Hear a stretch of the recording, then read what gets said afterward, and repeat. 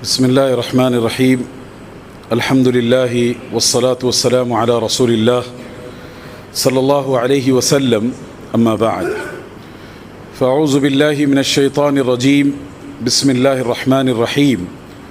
سبحان الذي أسرى بعبده ليلا من المسجد الحرام إلى المسجد الأقصى الذي باركنا حوله. وقال الله تعالى: يا أيها الذين آمنوا تعاونوا على البر والتقوى ولا تعاونوا على الإثم والعدوان. حاضرین گرامی، گزشتہ 10-15 روز سے پورا عالم اسلام اور پوری دنیا کے مسلمان سوگوار ہیں، ایک عجیب بے چینی اور بے کلی کے شکار ہیں کہ عالم اسلام کے قلب فلسطین اور مسجد اقصی کی بے حرمتی اور پامالی کی جا رہی ہے، اور اس کے ساتھ ساتھ مسلمانوں کے خون کی ہولی منائی جا رہی ہے. کیا معصوم بچے، کیا بزرگ،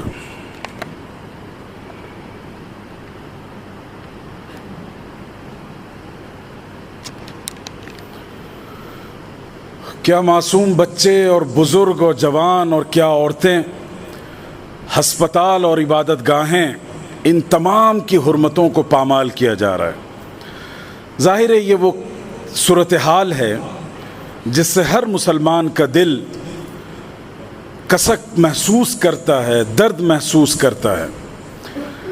اس حوالے سے بہت سی غلط فہمیاں، مسکنسیپشنز کریٹ کرنے کی کوشش کی جا رہی ہیں، مس گائیڈ اور مس لیڈ کرنے کی کوشش کی جا رہی ہے.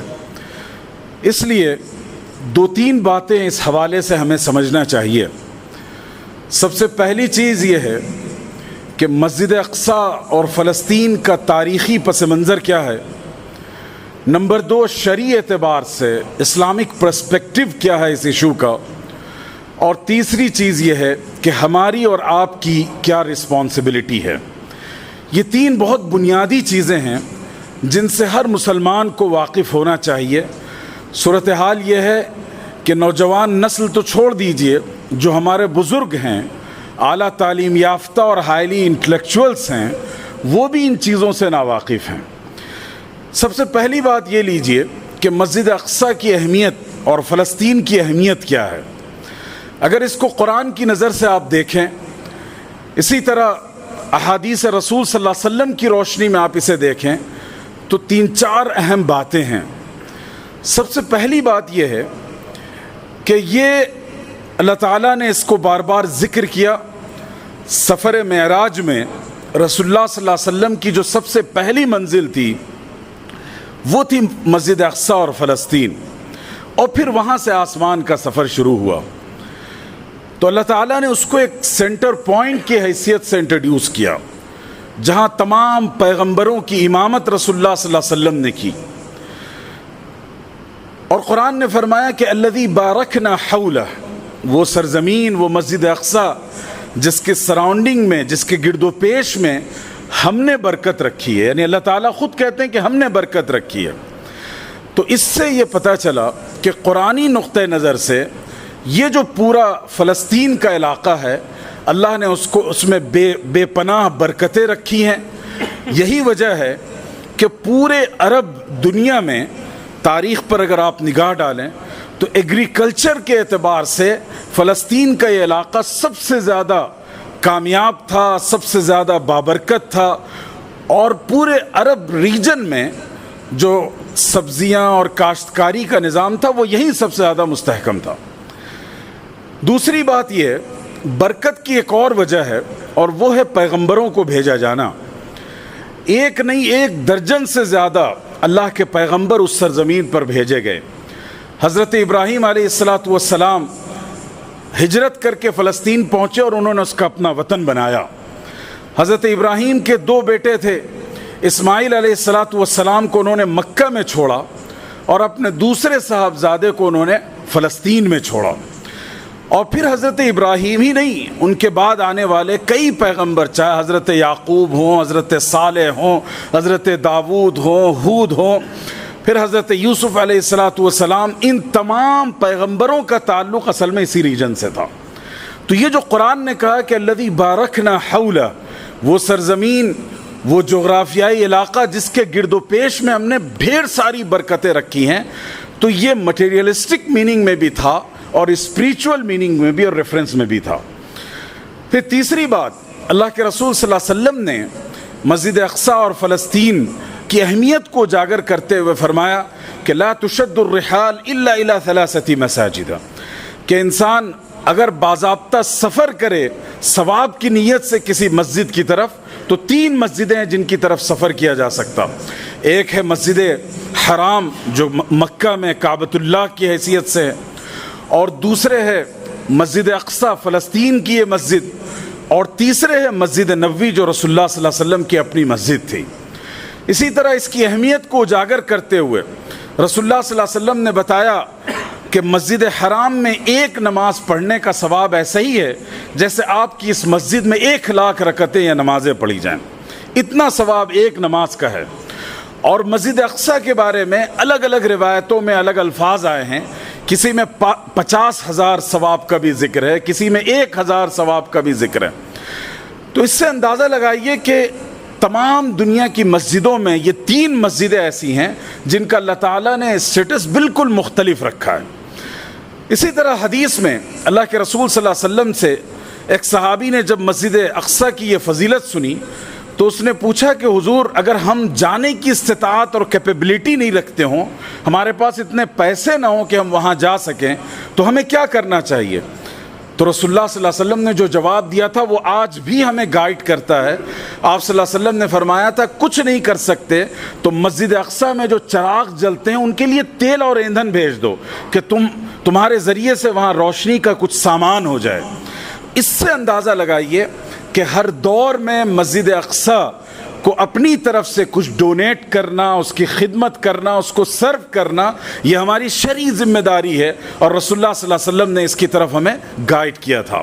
اسی طرح آج آپ نماز اس طرف یعنی کعبۃ اللہ کی طرف گھوم کر پڑھ رہے ہیں، لیکن جب نماز فرض کی گئی تھی اس کے بعد 16 سے 17 مہینے تک رسول اللہ صلی اللہ علیہ وسلم نے مسجد اقصی کی طرف گھوم کر نماز پڑھا۔ یہ سب چیزیں ہمیں کیا بتاتی ہیں؟ یہ بتاتی ہیں کہ مسجد اقصی سے ہمارا صرف ایک ہسٹوریکل ریلیشن نہیں ہے، صرف ایک تاریخی رشتہ نہیں ہے، بلکہ ہمارا رشتہ مسجد اقصی سے مذہبی ہے، دینی ہے، ریلیجیس ہے۔ اور اللہ کے رسول صلی اللہ علیہ وسلم نے ایک روایت میں یہ بھی کہا کہ حشر و نشر کی یہ سرزمین ہے، کہ قیامت کی جب ایکٹیویٹیز شروع ہوں گی اور قیامت کا میدان جب سجایا جائے گا تو اقصی اور پورا وہ علاقہ فلسطین کا وہ ایک بڑا کردار ادا کرے گا، پورے انسان وہیں جمع کیے جائیں گے۔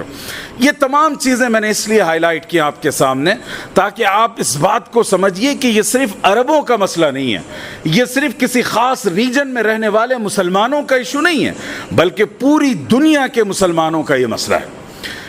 اسی طرح مسجد اقصی اور فلسطین مسلمانوں کے نزدیک بھی مقدس ہے، کرسچنز کے نزدیک بھی اور جویش کے نزدیک بھی، یعنی تینوں جو ابراہیمک دین ہیں ان تمام کے نزدیک مسجد اقصی اور فلسطین کا یہ علاقہ بہت ہی قابل احترام، بہت ہی مقدس اور اس کا اپنا ایک خاص مقام ہے۔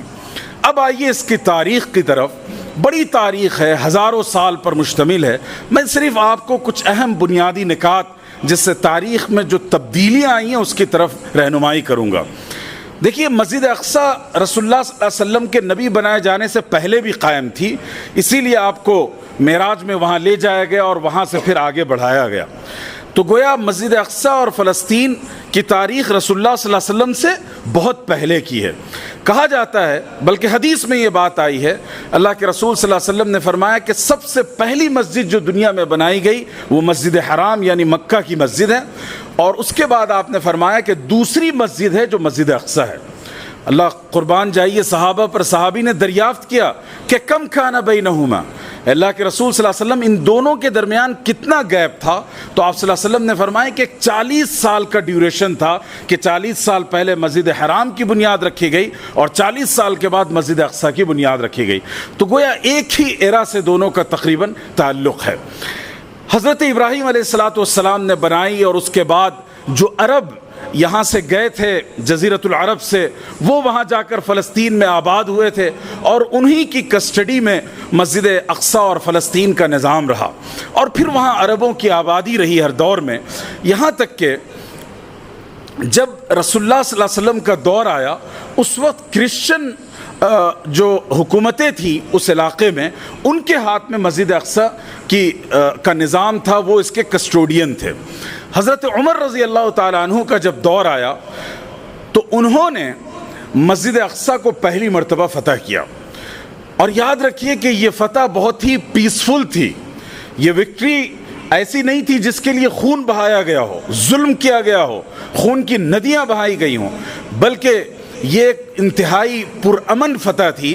جب مسلمانوں کا لشکر پہنچا اور فلسطین کی جو کرسچن اتھارٹی تھی ان سے بات کی تو وہ صلح صفائی پر راضی ہو گئے، صرف ایک کنڈیشن لگائی کہ آپ اپنے جو کیلف ہیں، خلیفہ ہیں، ان کو بلائیے، ان کے ہاتھوں میں ایک ڈاکومنٹ پہ سائن کروانا چاہیں گے، ایک ٹریٹی سائن کروائیں گے، اور پھر اس کے بعد اس کی پوری کسٹڈی آپ اپنے ہاتھ میں لے لیں۔ حضرت عمر رضی اللہ تعالیٰ عنہ مدینہ سے چلے اور پہنچے، اور وہاں جا کر ایک معاہدے پر دستخط کی گئی۔ معاہدہ کیا تھا؟ آج کے تناظر میں، آج کی جو سچویشن ہے اس میں اس معاہدوں کو دیکھیے اور اندازہ لگائیے کہ مسلمان کتنے باظرف تھے۔ حضرت عمر کے سامنے یہ کنڈیشنز رکھی گئی کہ یہاں کسی کا قتل و خون نہیں ہوگا۔ حضرت عمر نے فرمایا کہ ہم خود نہیں چاہتے کہ کوئی خون ہو، اگر مزاحمت ہوگی تو ہم اس کا مقابلہ کریں گے، اور اگر آپ پیسفلی سرنڈر کریں گے تو کسی انسانی جان کا ضیاع نہیں ہوگا۔ تو فلسطین کو بغیر کسی ایک انسان کا خون بہائے ہوئے فتح کیا مسلمانوں نے۔ اس کے بعد اس میں یہ کنڈیشن رکھی گئی کہ یہاں جو کرسچنز کے چرچ ہیں ان چرچز کو اپنی حالت میں باقی رکھا جائے۔ اس سے آگے کی بات بتاؤں، اسلام میں آئیڈل ورشپ کی کوئی اجازت اور گنجائش نہیں ہے، بت پرستی کی کوئی اجازت اور گنجائش نہیں ہے۔ وہاں کنڈیشن رکھی گئی تھی کہ جیزس کی اور سینٹ میری کی جو مورتیاں ہیں یا ان کے جو اسٹیچوز ہیں اس کو ٹچ نہیں کیا جائے، اسے بے عینی باقی رکھا جائے۔ حضرت عمر نے اس شرط کو قبول کیا اور اس میں لکھا کہ کسی بھی عیسائی یا یہودی عبادت گاہ کو نہ ڈسٹرائے کیا جائے گا، نہ ان کی مورتیوں کو توڑا جائے گا، ان کو ان کی پوری فریڈم، آزادی، لیبرٹی کے ساتھ جینا دیا جائے گا، کسی طرح کا کوئی ڈسٹربنس کریٹ نہیں کیا جائے گا۔ آپ کو افسوس ہوگا کہ حضرت عمر کے دور میں جن چرچز کی ضمانت اور شیورٹی دی گئی تھی، کل رات غزہ کی پٹی میں پوری دنیا کے سب سے قدیم جو 3 چرچز ہیں اس میں سے تیسرے چرچ پہ بمباری کی اسرائیل نے اور چرچ کو منہدم کر دیا۔ یہ کل رات 1:30 بجے کی بات ہے۔ تو اس طریقے سے حضرت عمر نے ان تمام عبادت گاہوں کو پروٹیکشن دیا، سیورٹی دی کہ اس کو کوئی ڈسٹرب نہیں کیا جائے گا۔ حضرت عمر کے اس کے بعد وہ علاقہ مسلمانوں کے پاس رہا۔ پھر اس کے بعد جب صلیبی جنگوں کا آغاز ہوا اس وقت عیسائیوں نے دوبارہ حملہ کیا اور حملہ کر کے پورے فلسطین کو تخت و تاراج کر دیا، خونریزی کی، خون آشامی کی۔ ویسٹرن اسکالرز نے، ہسٹورین نے یہ بات لکھی ہے، اتنا خون بہایا گیا تھا اس وقت مسلمانوں کا، عورتوں کا، بچوں کا، کہ فلسطین کی گلیوں میں گھٹنے کے برابر خون بہہ رہا تھا۔ یہ صورتحال تھی۔ عبادتوں کو تخت و تاراج کر دیا گیا، ظلم کیا گیا، قتل کیا گیا۔ اس طریقے سے انہوں نے دوبارہ اس پر قبضہ کیا۔ آپ کمپیریزن کر لیں کہ ایک حضرت عمر کی فتح تھی جس میں ایک انسانی خون نہیں بہایا گیا تھا، ایک قطرہ نہیں بہایا گیا، اور دوبارہ جب انہی لوگوں نے یہ کام کیا تو انہوں نے مسلمانوں کی اس شرافت، اس ڈگنیٹی اور مسلمانوں نے جو فنڈامنٹل رائٹس کی شیورٹی دی تھی ان تمام چیزوں کو بالکل تہوبالا کر کے رکھ دیا۔ اس کے بعد ایک 73 ایئرز کا ڈیوریشن ہے جس میں ان کا قبضہ رہا اس علاقے پر۔ پھر اس کے بعد سلطان نور الدین زنگی جو ایک بہت ہی نیک دل بادشاہ تھے اور اسلامی تاریخ میں ان کا بڑا کنٹریبیوشن رہا ہے۔ اگر آپ مدینہ کی تاریخ سے واقف ہوں تو آپ کو یہ معلوم ہوگا کہ ایک موقع پر یہودیوں نے یہ کوشش کی تھی کہ رسول اللہ صلی اللہ علیہ وسلم کے روضے میں ایک سرنگ بنا کر داخل ہوں اور آپ کے جسد پاکی کو وہاں سے نکال لے جائیں۔ اس موقع پہ حضرت نور الدین زنگی نے ان مجرموں کو سزا بھی دی تھی اور روزے کے گرد میں سیسا پلائی ہوئی دیوار اندر سے ڈال دی تھی تاکہ کوئی یہ جرأت نہ کر سکے. انہی کے ایک سپہ سالار تھے جن کا نام تھا سلطان صلاح الدین ایوبی رحمہ اللہ, جو مصر کے حکمراں تھے سلطان نور الدین زنگی کی جانب سے. ان کو حکم دیا گیا کہ آپ دوبارہ فلسطین کی طرف کوچ کریں اور مسجد اقصیٰ کو آزاد کریں. چنانچہ سلطان صلاح الدین ایوبی نے اسے فتح کیا اور فتح کر کے دوبارہ اس کے وقار اور اس کے ناموس اور عزت و احترام کو بحال کیا. اس کے بعد سے مسجد اقصیٰ اور فلسطین کا یہ پورا علاقہ مسلمانوں کے زیر اقتدار رہا. اب جب فرسٹ ورلڈ وار شروع ہوئی اور اس میں پوری دنیا کو دو حصوں میں تقسیم کر دیا گیا تھا, ایک طرف جرمنی تھا اور دوسری طرف برٹش اور انگلینڈ تھا, اس وقت خلافت عثمانیہ جو عثمانی ڈائنسٹی تھی اس نے جرمنی کا سپورٹ کیا تھا اور جرمنی نے یہ کہا تھا کہ ہم خلافت عثمانیہ کو سپورٹ کریں گے. ایک ڈیل تھی. چنانچہ جرمنی کو فرسٹ ورلڈ وار میں نقصان ہوا, شکست کا سامنا کرنا پڑا. برطانیہ انگلینڈ نے اس کا انتقام لیا خلافت عثمانیہ سے. چنانچہ اس وقت خلافت عثمانیہ دنیا کے مختلف بر اعظموں میں, افریقہ میں, ایشیا میں, حتیٰ کہ یورپ تک اس کا اقتدار تھا اور اس خلافت کا کنٹرول تھا. چنانچہ یورپ کے جو علاقے تھے اس پر مختلف یورپین طاقتوں نے افریقہ کے علاقوں پر قبضہ کرنا شروع کیا اور فلسطین کا یہ علاقہ انگلینڈ کے حصے میں آیا. چنانچہ انہوں نے 1914 to 18, آپ جانتے ہیں فرسٹ ورلڈ وار کا یہ ڈیوریشن تھا. 1917 میں انگلینڈ کے وزیر خارجہ نے یہ اعلان کیا کہ ہم یہاں پر ایک آزاد یہودی ریاست قائم کریں گے. حالانکہ اس وقت یہودیوں کی بہت معمولی تعداد تھی اس وقت بھی فلسطین میں, لیکن انہوں نے یہ مسلمانوں سے انتقام لینے کے لیے اور مسلمانوں کا کنٹرول اور اقتدار ختم کرنے کے لیے یہ فیصلہ کیا. چنانچہ 1917 میں اعلان ہوا اور اس کے بعد فلسطین کی طرف سے اور عربوں کی طرف سے بڑی مزاحمت شروع ہوئی اور انہوں نے کہا کہ یہ اوکوپیشن ہمیں قبول نہیں ہے. اس طریقے سے یہ تحریک چلی یہاں تک کہ 1947 میں انگلینڈ نے یہ کہا کہ اب ہمارے کنٹرول میں یہ ریجن نہیں رہا, ہم یونائٹڈ نیشن کے حوالے کر دیتے ہیں. یہ ایسا ہی ہے کہ آپ اس ہاتھ کی چیز کو اٹھا کر اپنے دوسرے ہاتھ میں دے دیں, چور چور کے بھائی ہوتے ہیں. چنانچہ انہوں نے یونائٹڈ نیشن کے حوالے یہ پورا قضیہ کر دیا اور کہا اب تم جانو, تمہارا کام جانے. یونائٹڈ نیشن نے 1948 میں جا کر ایک فارمولا دیا, 2 اسٹیٹ فارمولا, اور اس نے کہا کہ جو فلسطین کا مغربی علاقہ ہے, ویسٹرن جو حصہ ہے, وہ جو ہے اسرائیل کا, یہودیوں کا ہوگا اور اس میں اسرائیل نام سے ایک حکومت قائم کی جائے گی, اور اس کا جو ایشیائی حصہ ہے اس حصے میں مسلمانوں کی حکومت ہوگی جو فلسطین کہلائے گا, اور مسجد اقصیٰ کا کنٹرول نہ اسرائیل کے ہاتھ میں ہوگا نہ فلسطین کے بلکہ یونائٹڈ نیشن کے ہاتھ میں ہوگا. یہ فیصلہ کیا گیا.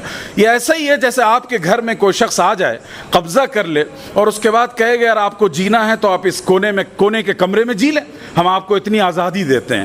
ظاہر ہے یہ بات قابل قبول نہیں تھی. مسلمانوں نے اس کی مزاحمت کی, پوری عرب دنیا نے مزاحمت کی, اور اس کے بعد پھر اسرائیل کے خلاف ایک جنگ شروع ہوئی جو 1968 تک چلی.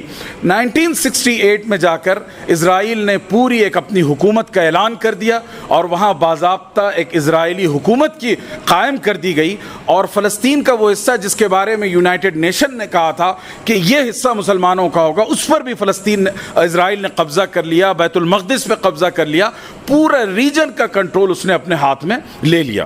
یہ صورتحال تھی. اب ظاہر سی بات ہے مسلمان درماندہ تھے, انہوں نے اپنے حقوق کے لیے آواز بھی لگائی, جد و جہد بھی کی. یہ جو بھی حالیہ واقعہ تھا 2 ہفتے پہلے کا, لوگ اس کو بالکل ایک نیو انسیڈنٹ کے طور پر دیکھ رہے ہیں. یہ ایسا نہیں ہے, اس کی جڑیں اور اس کا روٹ جو ہے وہ 1918 اور 1917 سے جا کر جڑا ہوا ہے. جب سے آپ نے ان کو بے گھر کیا, ان کے گھر پر قبضہ کیا, اس وقت سے یہ مزاحمت جاری ہے. آج حماس یا کسی تحریک نے اس مزاحمت کو شروع نہیں کیا, بلکہ یہ تو تقریباً 70-80 سال سے زیادہ قدیم ایک مزاحمتی تحریک ہے جو شروع سے چل رہی ہے, اور وہاں کے لوگ اپنے فنڈامنٹل رائٹس کے لیے لڑ رہے ہیں. یہ ایسا ہی ہے کہ ہندوستان کی جنگ آزادی میں جب ہم جنگ لڑ رہے تھے, برٹش حکومت نے ہمیں غدار کہا تھا، ہمیں ہمارے خلاف دہشت گردی کے مقدمات کیے گئے تھے، اسی طریقے سے آج فلسطینیوں کے خلاف غداری اور دہشت گردی کے مقدمات درج کیے جاتے ہیں اور ان کے خلاف ظلم و ستم کیا جاتا ہے۔ یہ پوری تاریخی صورتحال ہے جس کا جاننا آپ کو ضروری ہے۔ اب اس کے بعد تیسری بات یہ ہے کہ ہم اور آپ کیا کر سکتے ہیں۔ دیکھیے، اللہ تعالیٰ نے ہمیں 2 اصول دے دیے۔ اللہ تعالیٰ نے فرمایا کہ تعاونوا علی البر والتقوی، نیکی اور تقوی کے کام میں ایک دوسرے کا کوآپریشن کرو، ایک دوسرے کے ساتھ کولیبریشن کرو۔ ولا تعاونوا علی الاثم والعدوان، گناہ اور ظلم کے کاموں میں ایک دوسرے کا کوآپریشن نہ کرو۔ یہ قرآن کا ڈائریکٹ انسٹرکشن ہے اور ایک one of the big Islamic principles میں سے اسے شمار کیا جاتا ہے کہ ہمیں بھلائی انصاف کے کاموں میں ایک دوسرے کا سپورٹ کرنا ہے اور ظلم کے کاموں میں ایک دوسرے کے ساتھ کوئی کوآپریشن نہیں کرنا ہے۔ تو سب سے بنیادی اصول یہ ہے کہ ایسا کوئی بھی کام جس سے فلسطینی بھائیوں کے حقوق پر ڈاکہ پڑتا ہو، جس کے ذریعے سے اسرائیل کا سپورٹ ہوتا ہو، یہ کرنا ہمارے لیے ناجائز اور حرام ہے۔ دوسری بات، اللہ کے رسول صلی اللہ علیہ وسلم نے فرمایا من رأى منكم منكرا فليغيره بيده فإن لم يستطع فبلسانه وإن لم يستطع فبقلبه وهذا ضعف الإيمان، کہ تم میں سے کوئی شخص کوئی ظلم یا برائی دیکھے تو اسے اپنی طاقت سے روکنے کی کوشش کرے۔ اور آپ صلی اللہ علیہ وسلم نے فرمایا کہ اگر اتنی کیپیسٹی نہ ہو، تمہارے اندر اتنی طاقت نہ ہو، تو کم سے کم پھر زبان سے اس برائی کے خلاف بولو، اپنا پروٹیسٹ درج کراؤ، اس کو اپنے انٹلیکچوئل کیپیبلٹی کی بنیاد پر ظلم کے خلاف ساری تحریک چلاؤ اور مظلوم کا سپورٹ کرو، برائی کو ختم کرنے کی کوشش کرو۔ اور آپ صلی اللہ علیہ وسلم نے فرمایا کہ اگر اتنی بھی تمہارے اندر استطاعت اور طاقت نہ ہو، حالات اتنے بھی ساتھ نہ دے رہے ہوں، تو کم سے کم درجہ یہ ہے کہ دل سے اسے برا جانو، اور یہ ایمان کا کم سے کم درجہ ہے۔ اگر اس سے نیچے گئے تو ایمان سے ہاتھ دھو بیٹھو گے۔ تو آج ہمیں یہ دیکھنا ہے کہ ہم اس برائی، اس ظلم، اس انجسٹس کے خلاف کیا کر سکتے ہیں، کس طرح فلسطینی کاز کو سپورٹ کر سکتے ہیں۔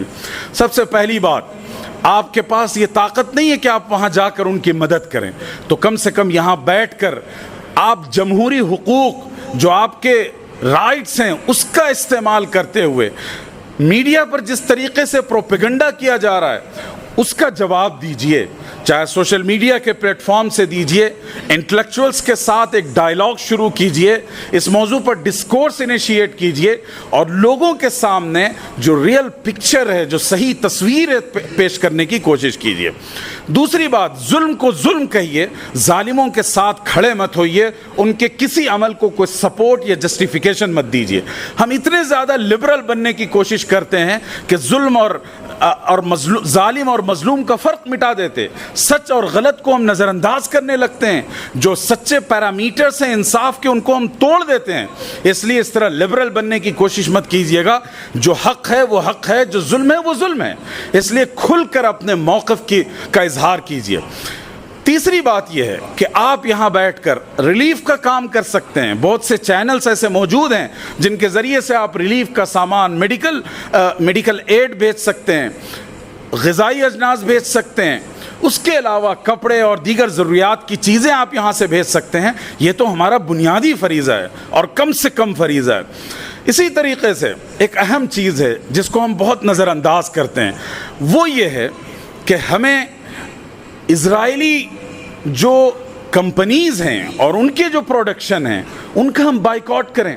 کیا ہمارے اندر اتنی غیرت نہیں ہے، اتنی شرم اور حیا نہیں ہے کہ جو ظالم حکومت روزانہ درجنوں معصوم بچوں کا خون بہا رہا ہے اور عورتوں کی عزتیں پامال کی جا رہی ہیں، نوجوانوں کو، کمسن بچوں کو پکڑ کر ٹارگٹ کلنگ کی جا رہی ہے، کیا ان کے خون کو دیکھ کر ہمارے آنکھوں میں قطرہ آنسو نہیں آ سکتا؟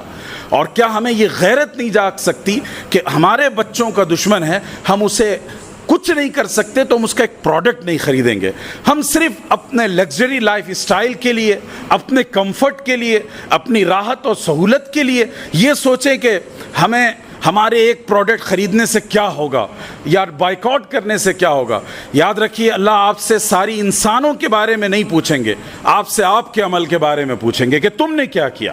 اور آپ کو معلوم ہوگا ایک کہانی ہے, اتنی آتھینٹسٹی نہیں ہے اس کی, کہ جب حضرت ابراہیم علیہ السلام کے لیے آگ جلائی جا رہی تھی تو ایک پرندہ اپنے چونچ میں بہت دور سے پانی کا قطرہ لا کر اس آگ کو بجھانے کی کوشش کر رہا تھا.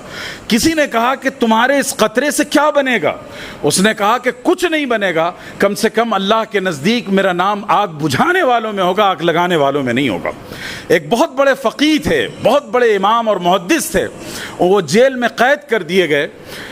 تو جب جمعہ کی اذان دی جاتی ہے تو اللہ کی طرف سے کیا حکم ہے کہ اذا نودی للصلاة من یوم الجمعۃ فاسعوا الی ذکر اللہ, جب اللہ کے لیے تم اذان دی جائے, بلایا جائے تمہیں, تو اللہ کے گھر کی طرف چل پڑو, نکل چلو, سارے کاموں کو چھوڑ دو.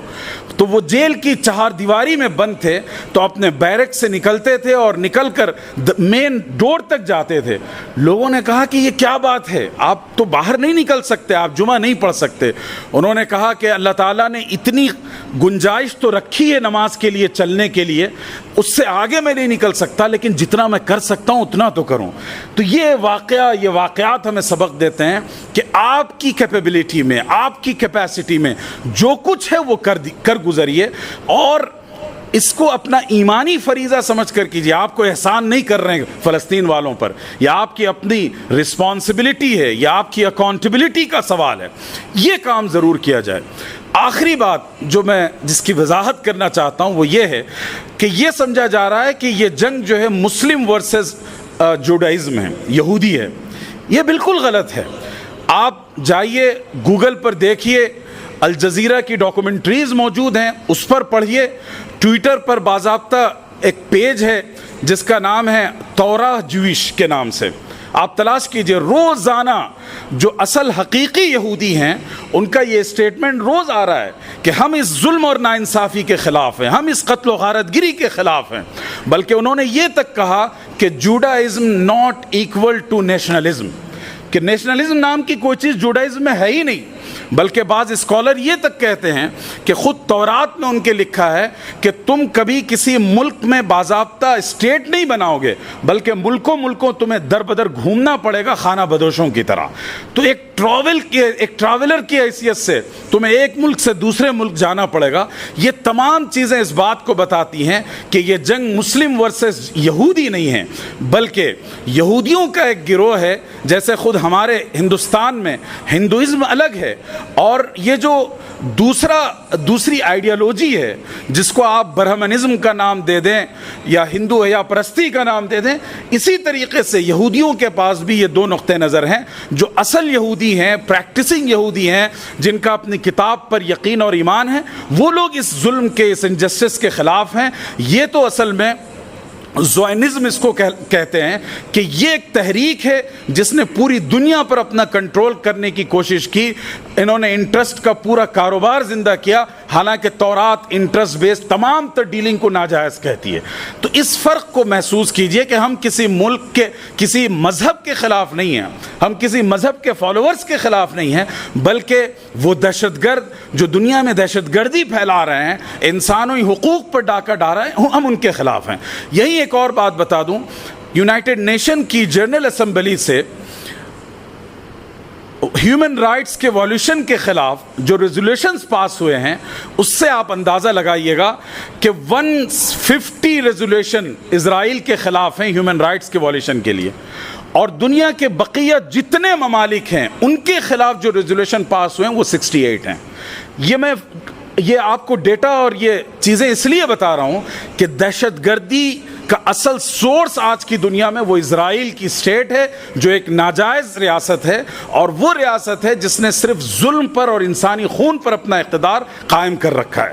تو اس لیے فلسطین کی اس تاریخ کو پڑھیے اور اس قضیے کو ڈائریکٹ سمجھیے. سب سے پہلی بات, یہ عربوں کا مسئلہ نہیں ہے, یہ کسی خاص ریجن کے رہنے والوں کا مسئلہ نہیں ہے, بلکہ مسجد اقصی تمام مسلمانوں کا اور اس سے آگے بڑھ کر عدل و انصاف کا عنوان ہے. اس لیے مسلمانوں کو اس اس مسئلے سے اپنا تعلق قائم رکھنا چاہیے۔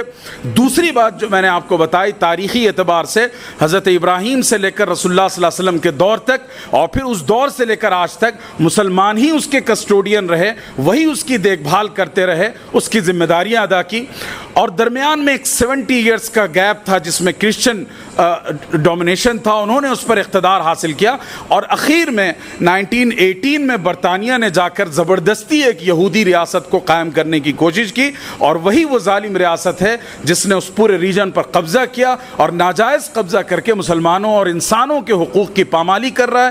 وہ چرچوں پر بمباری کر رہا ہے، ہسپتالوں پر بمباری کر رہا ہے، اسکولوں پر بمباری کر رہا ہے، ریفیوجیز کے جو سینٹرز ہیں ان پر بمباری کی جا رہی ہے۔